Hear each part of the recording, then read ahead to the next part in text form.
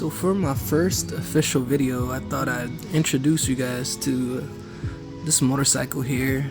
It's probably going to be involved a lot, so I figured I might as well, get ahead of it, let you guys know what it is. So this bike is a BENELLI TNT 135. So in Alaska, I have a ZX6R, which is really great for backcountry type of roads, long rides, that type of stuff. But now I'm here in Philippines, in the city, which is, you don't really need all that power. There's so much traffic, you're really never gonna get to use the full capability of it. So I wanted to finally get my hands on a Honda Grom, that's what I was looking for initially. But I found out that it wasn't really an available option here in Philippines. So I started looking around for similar sizes and displacement as a Honda Grom. Kawasaki Z125 would be awesome just to stay brand loyal, but that ended up being really rare and expensive.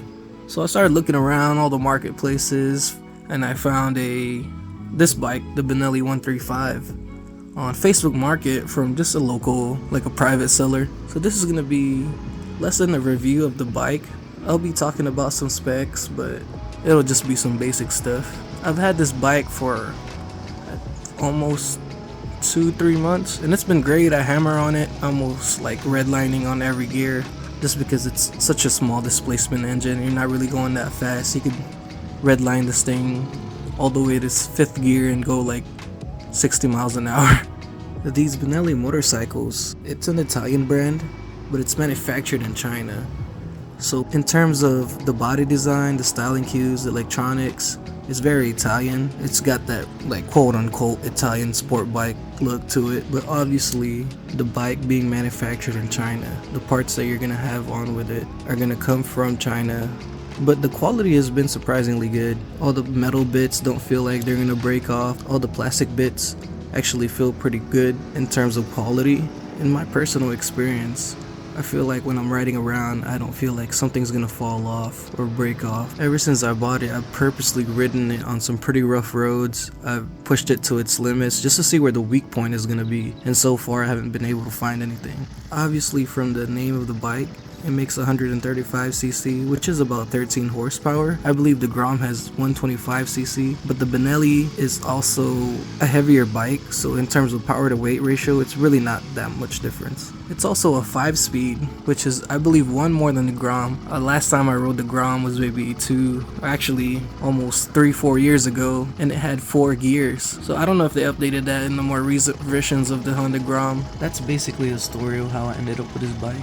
So far I love it, I haven't had any complaints. The only thing I can warn you about it is, from the little research I've done, these bikes have pretty much no aftermarket support, and I believe you have to get the fairings directly from BENELLI, so I don't know how that works. Just don't damage the fairings, I guess. I'm also going to be replacing the mid-pipe on this motorcycle, putting the one I had made. The stock one has this huge, I believe it's a catalytic converter in there, so pretty much you're going to skip over that. You'll see the difference between the two. This is pretty much the 2 bolts that go directly on the engine. Right underneath it is the O2 sensor. Then there's going to be a hex bolt on the muffler that pretty much just hold the back end of the pipe. Then there's these 2 hex bolts on the side that holds the catalytic converter up, one there and one on the other side. I started with these bottom hex bolts just because all the weight is on there, and once you loosen up these 2 bolts, everything will just pretty much fall off.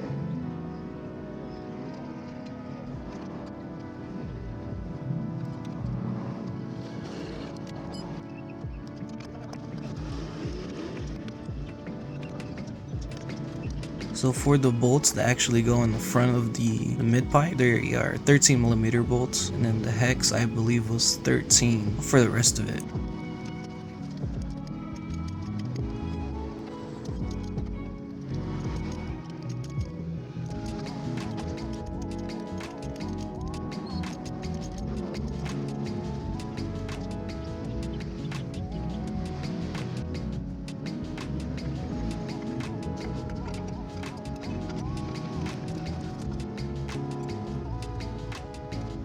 Here you see the difference that I was talking about. The stock one has this fat catalytic converter, I believe is what it is, and then this is the one I had made, which pretty much just bypasses that catalytic converter, goes straight out into the muffler. The muffler doesn't do much muffling, there's just a baffle in there and it pretty much just goes straight out.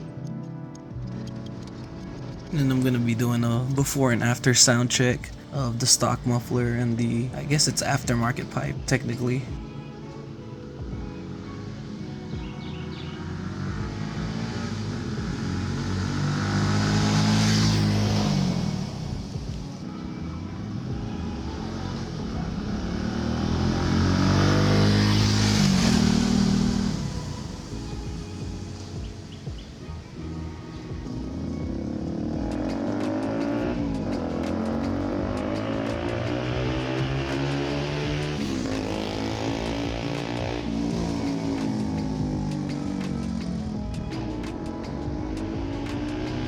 And now you see what I mean by the muffler is not very mufflery.